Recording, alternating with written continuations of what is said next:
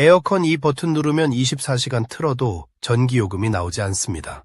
여러분은 지금까지 에어컨을 켜는 순간 매달 10만 원씩 손해를 보고 있었습니다. 하지만 오늘부터는 아닙니다. 저는 30년간 에어컨을 설치해온 임성택 기사입니다. 모든 브랜드, 모든 모델의 에어컨을 다뤄봤습니다. 제가 에어컨을 설치하러 고객님 댁에 갈 때마다 안타까운 일을 봅니다. 거의 모든 분들이 에어컨을 잘못 사용하고 계셨기 때문입니다. 에어컨을 설치해드린 집 중에서 제가 알려드린 방법을 쓰신 분들은 전기세가 절반 이상 뚝 떨어졌습니다. 지난 여름 제가 관리하는 고객 중 한 분은 월 전기세가 28,000원만 나왔습니다. 옆집은 같은 평수, 같은 에어컨인데 12만 원이 나왔습니다. 저는 이 차이를 만드는 방법을 정확히 알고 있습니다. 오늘 이 영상을 끝까지 보시면 다가오는 폭염의 여름 날씨에도 전기세 걱정 없이 남들보다 시원한 여름을 보내게 됩니다. 하루 종일 에어컨을 틀어도 전기세가 절반 이하로 떨어집니다. 심지어 정부에서 주는 70만 원까지 받아가게 됩니다. 전기세 때문에 에어컨을 끄고 더위에 잠 못 드는 밤, 이제 참지 마세요. 이제 더 이상 전기세 손해보고 싶지 않으시다면 지금 구독과 좋아요를 누르세요. 더위 먹고 쓰러지는 일이 없게 지인들에게도 공유하세요. 에어컨 아껴 쓴다고 아꼈는데 전기세는 더 올랐다? 그렇다면 지금 당신은 많은 분들이 반복하는 전형적인 실수를 하고 계신 겁니다. 전기요금 폭탄의 진짜 원인은 사용시간이나 온도가 아니라 잘못된 습관입니다. 첫 번째 실수, 외출할 때 무조건 에어컨을 끄는 습관입니다. 대부분 이렇게 생각하죠. 집에 없는데 틀어놓는 건 낭비 아닌가요? 30분 마트 다녀오는데 굳이 켜둬야 하나? 이런 생각 너무나 당연해 보입니다. 하지만 이건 특히 인버터형 에어컨을 쓰는 분들에게는 전기세를 더 올리는 지름길입니다. 왜냐고요? 에어컨은 껐다 켤 때 가장 많은 전력을 소모합니다. 1시간 외출 후 돌아와서 에어컨을 다시 켜면 처음 5분간 전력 사용량이 평소의 3배나 됩니다. 실내 온도가 30도까지 올라간 상태에서 다시 26도로 낮추려면 초반 몇 분간 실외기가 최대 출력으로 돌아갑니다. 이게 문제입니다. 마치 고속도로에서 정차했다가 다시 100km로 가속하는 것과 같습니다. 연료가 가장 많이 드는 순간이죠. 짧은 외출 후 돌아와 다시 켜면 켜진 첫 5분이 하루 중 전기를 가장 많이 먹는 시간이 됩니다. 반대로 계속 켜둔 상태에서는 설정 온도를 유지하기 위해 실외기가 간헐적으로만 작동합니다. 마치 고속도로에서 일정한 속도로 달리는 것처럼 연료 효율이 훨씬 좋죠. 제가 현장에서 30년간 확인한 결과입니다.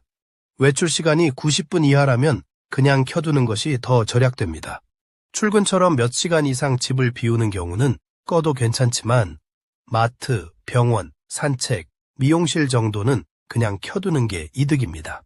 두 번째 실수, 제습 모드로 돌리면 전기세가 적게 나온다는 착각입니다. 많은 분들이 믿습니다.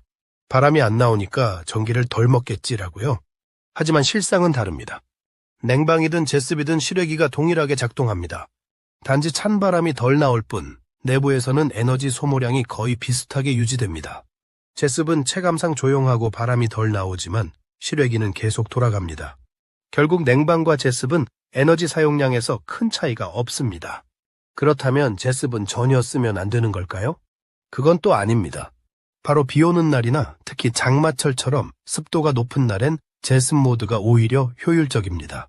실제로 에어컨 개발자들의 실험에 따르면 같은 온도 설정일 때 제습 모드가 냉방보다 약 2.7배 더 많은 습기를 제거했습니다. 바람이 덜 나온다고 전기를 덜 쓰는 건 아닙니다. 제습은 조용하게 돌아가는 것처럼 보이지만 외부의 실외기는 냉방만큼 작동하고 있습니다. 따라서 장마철처럼 습도가 높고 눅눅한 날에는 냉방보다 제습이 체감상 더 쾌적하고 효율적인 선택이 될 수 있습니다. 여기서 제가 30년간 현장에서 터득한 제습 모드의 진짜 활용법을 알려드리겠습니다. 처음부터 제습 모드를 켜면 안 됩니다. 한 2시간 정도 냉방 모드로 돌리다가 제습 모드로 바꾸세요. 그러면 냉방 모드의 시원함은 유지된 채 습도는 낮은 뽀송뽀송함이 유지됩니다. 기억하세요. 처음부터 제습 모드를 켜는 게 아니라 냉방 모드로 돌리다가 제습 모드로 바꾸는 겁니다. 여름철 눅눅한 집, 바닥이 끈적하고 땀이 마르지 않는 불쾌한 날씨에는 이 방법이 가장 효과적입니다. 즉, 더위를 식힐 땐 냉방, 습기를 날릴 땐 제습. 이걸 잘 구분해서 써야 전기도 아끼고 집도 쾌적해집니다. 이처럼 전기세를 아끼겠다고 무작정 꺼버리거나 처음부터 제습만 돌리는 건 오히려 전기 낭비로 이어지는 반쪽짜리 절약입니다. 에어컨을 아무리 오래 틀어도 방 안이 시원하지 않다? 그렇다면 지금 당신은 바람 방향부터 완전히 잘못 설정하고 있는 겁니다. 실제로 제가 설치했던 고객의 집 두 곳을 비교해 보겠습니다. 같은 평수, 같은 모델의 에어컨이었습니다. 한 집은 바람을 아래로, 다른 집은 바람을 위로 향하게 틀었습니다. 한 달 뒤 전기요금을 확인해 보니 차이가 56,000원이었습니다. 차이는 에어컨 바람의 방향 단 하나였습니다. 대부분 에어컨은 사람을 향해 아래로 바람을 쏩니다. 시원한 바람이 발끝에 닿을 때까지만 생각하기 때문입니다. 아, 시원해. 이 느낌만 생각하시는 거죠. 하지만 에어컨은 바람을 직접 맞는 기계가 아닙니다. 공기를 순환시키는 기계입니다. 차가운 공기는 아래로 가라앉습니다. 뜨거운 공기는 위로 올라갑니다. 이건 과학의 기본 원리입니다. 이 원리를 거스르면 냉기가 바닥에만 고이고 천장과 머리 위는 여전히 덥습니다. 발은 시원한데 머리는 뜨거운 이상한 상황이 벌어지는 거죠. 그래서 에어컨 센서가 아직 더워요 라고 판단해서 실외기가 계속 돌아갑니다. 전기만 축 내고 정작 시원하지도 않은 최악의 상황입니다. 그래서 에어컨은 항상 바람을 위로, 천장 쪽으로 향하게 설정해야 합니다. 천장에서 부드럽게 내려앉은 냉기가 실내 전체를 골고루 채웁니다. 마치 방 전체가 큰 냉장고 안처럼 골고루 시원해지는 거죠. 이런 순환이 만들어져야 설정 온도에 더 빨리 도달하고 실외기도 쉬게 됩니다. 결과는 전기요금 절반 감소입니다. 그리고 또 하나 바람 방향만큼 중요한 게 에어컨 주변 공간입니다. 제가 자주 보는 실수가 있습니다. 에어컨 바로 아래나 앞에 큰 장롱이나 냉장고를 둔 집들이 있어요. 바람이 장애물에 부딪혀서 제대로 퍼지지 못합니다. 마치 선풍기 앞에 벽을 세워놓은 것과 같죠.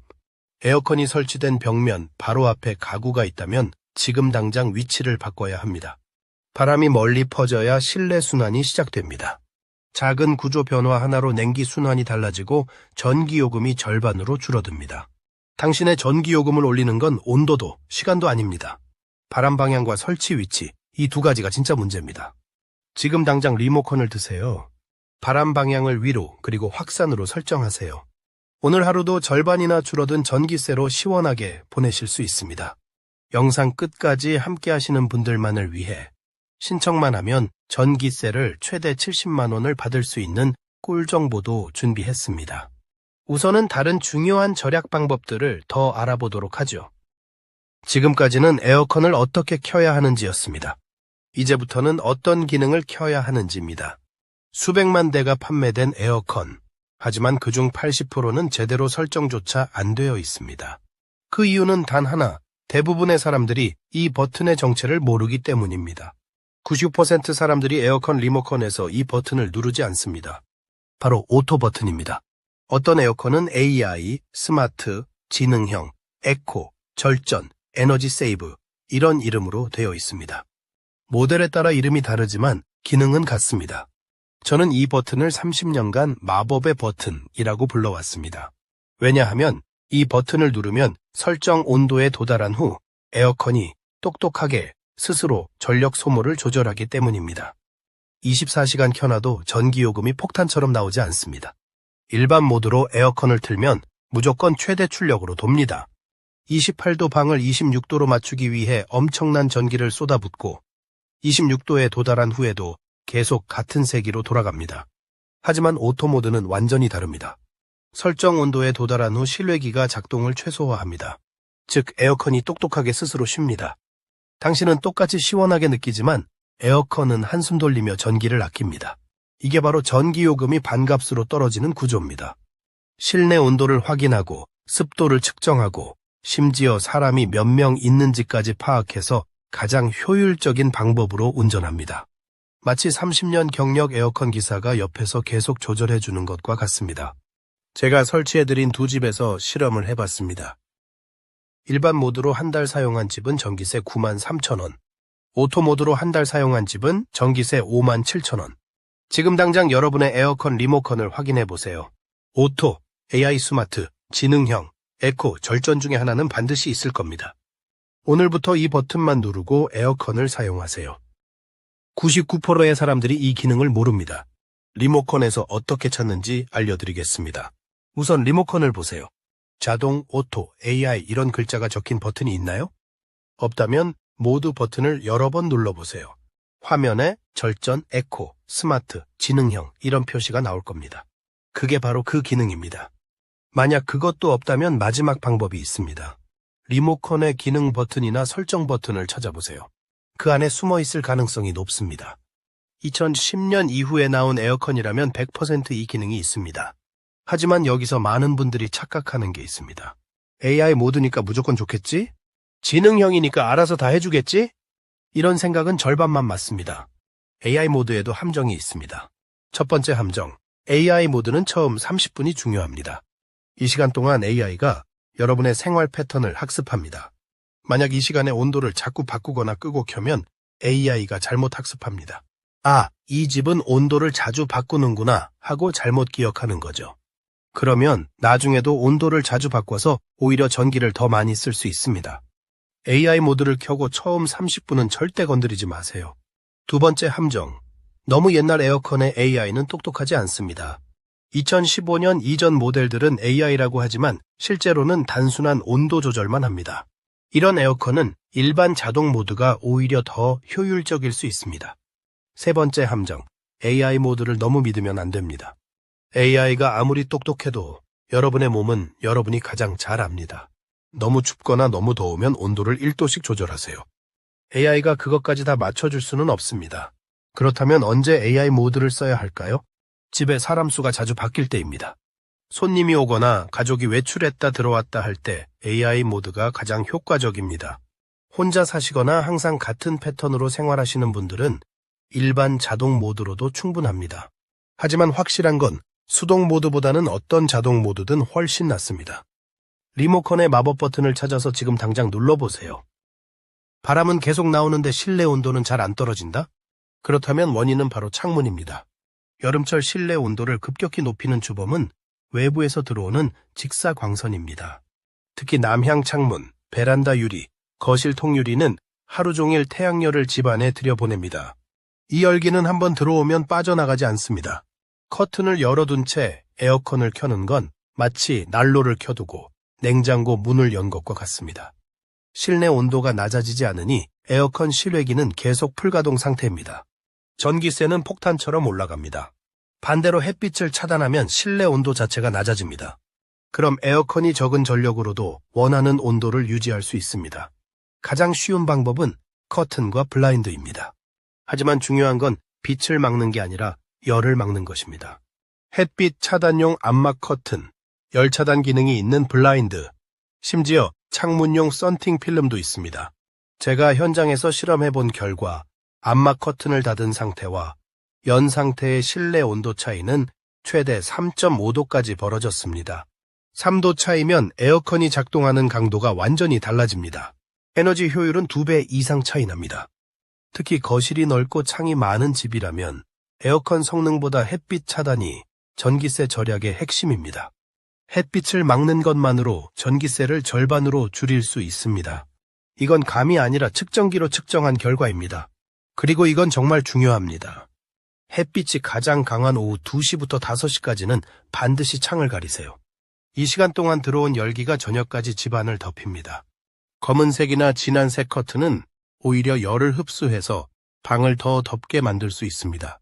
하얀색이나 은색, 연한색 커튼을 사용하세요. 그리고 또 하나, 선풍기를 창문 쪽에 놓지 마세요. 뜨거운 바람을 방 안으로 불어넣는 꼴입니다. 오히려 창문 반대편에서 뜨거운 공기를 밖으로 밀어내는 게 좋습니다. 이제 곧 폭염이 시작됩니다. 창문에 암막 커튼 하나만 달아도 올여름 전기세는 확 줄어듭니다. 에어컨을 켜도 바람이 약하다. 냄새가 난다. 전기세가 갑자기 늘었다. 이런 증상이 있다면 가장 먼저 확인해야 할 것은 바로 필터입니다. 더러운 필터 하나가 당신의 전기세를 2배로 올리고 있습니다. 제가 30년간 에어컨을 설치하면서 가장 안타까웠던 순간이 있습니다. 어떤 할머니 댁에 갔는데 에어컨에서 곰팡이 냄새가 심하게 났습니다. 필터를 열어보니 먼지가 까맣게 쌓여서 원래 색깔을 알 수 없을 정도였습니다. 그걸 청소해야 해요. 몰랐어요. 그 할머니는 3년간 필터를 한 번도 청소하지 않으셨습니다. 당연히 전기세도 월 15만 원씩 나왔고요.